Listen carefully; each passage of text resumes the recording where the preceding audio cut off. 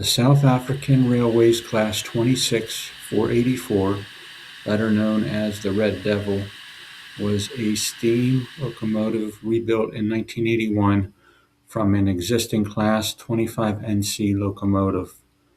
The project was led by British mechanical engineer David Wardale during his tenure with South African Railways. The construction took place at the Salt River Works in Cape Town and was heavily influenced by the engineering principles developed by Argentinian locomotive engineer L.D. Porta. The locomotive chosen for rebuilding originally entered service in 1953. It was the final unit constructed in the Class 25NC 484 Northern Type Series. Both the Class 25 condensing locomotives and the Class 25NC non-condensing versions were designed by South African Railways under the supervision of L.C. Grubb, who served as Chief Mechanical Engineer from 1949 to 1954. The design work was carried out in collaboration with the German firm Henschel & Son. Construction of these locomotives was divided between manufacturers. Henschel built the first Class 25 locomotive, number 3451, along with most of the condensing tenders and the Class 25NC locomotives, numbered 3412 through 3450. Meanwhile, the North British Locomotive Company of Glasgow produced Class 25NC locomotives numbered 3401 to 3411, as well as the remaining 89 Class 25 condensing locomotives. Reconstruction work on Class 25NC number 3450 began toward the end of 1979. All newly manufactured components and modified parts were produced within South African Railways' own workshop system. Work was distributed among facilities at Salt River in Cape Town, Beaconsfield in Kimberley, Pretoria, and Pietermaritzburg, with each site handling tasks best suited to its capabilities. The rebuilding effort focused on three primary goals. The first was to improve the locomotive's combustion efficiency and its ability to generate steam. The second objective was to significantly reduce the production of black smoke, which indicated wasted fuel. The third goal was to address the persistent issue of clinkering, a buildup of hardened ash that interfered with efficient firing. To meet these objectives, the locomotive was fitted with a single-stage gas producer combustion system known as GPCS. This system operates by gasifying coal on a low-temperature firebed, allowing combustible gases to burn fully above the firebed rather than within it. The design greatly reduced the amount of air drawn upward through the grate, instead relying on secondary air intakes positioned above the firebed to support complete combustion.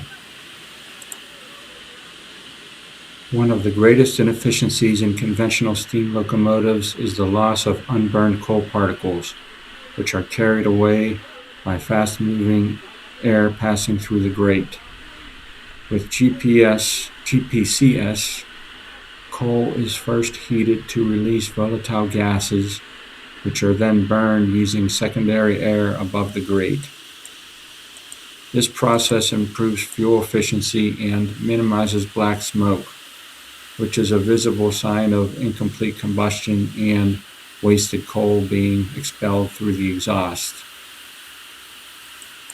In addition to numerous small refinements, the rebuilding program introduced a wide range of major mechanical changes.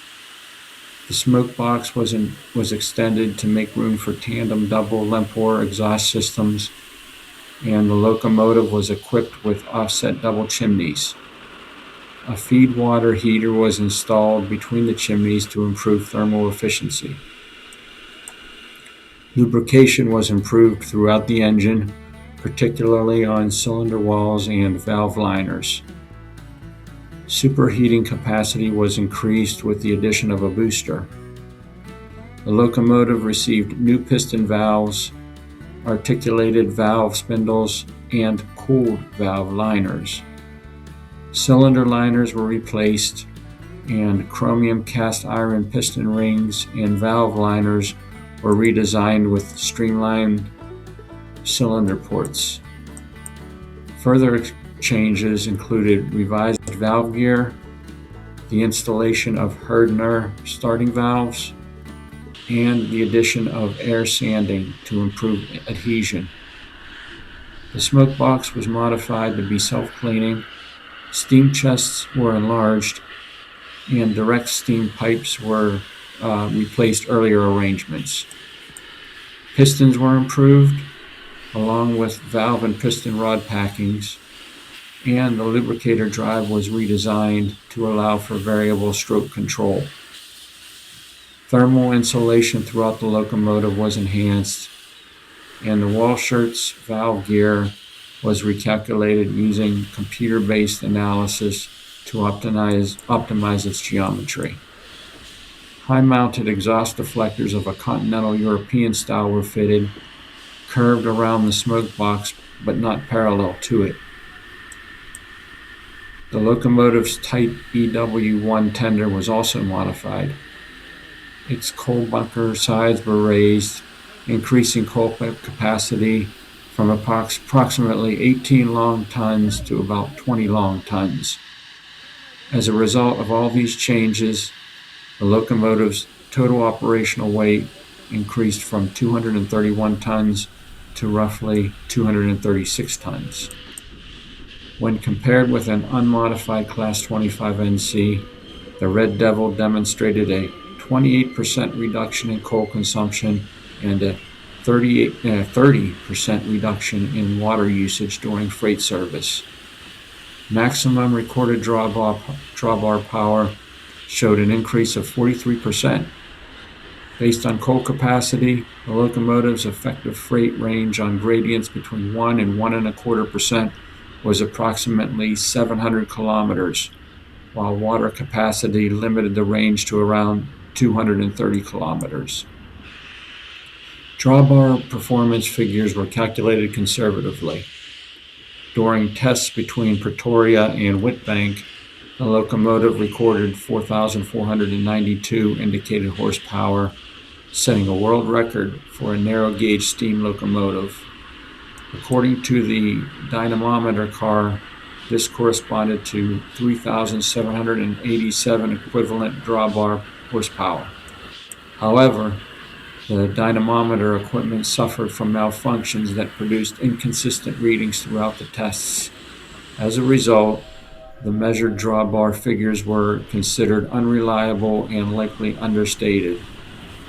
Even so, the recorded drawbar output was still 43% higher than that of the Class 25 NC, exceeding the original expectation of a 35% improvement. Extrapolating from the conservative data suggests that the locomotive could produce approximately 3,000 kilowatts or 4,000 horsepower at 100 kilometers per hour, representing a 52% increase over the Class 25 NC's maximum output. The Red Devil was rated to haul 700 tons on 2% grades, 1,080 tons on 1.25% grades, and 1,320 tons on 1% grades.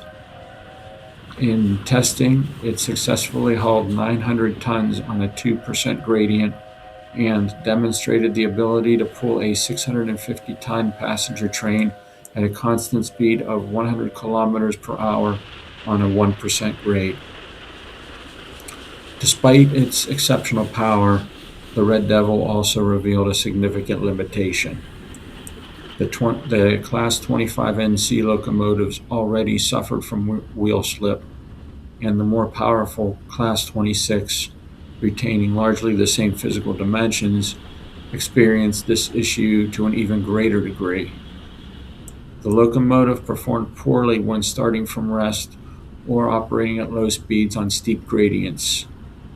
On its first working run between Pretoria and Woodbank, a signal stop on a 1 in 50 gradient caused severe difficulty in restarting, resulting in a delay of approximately 20 minutes.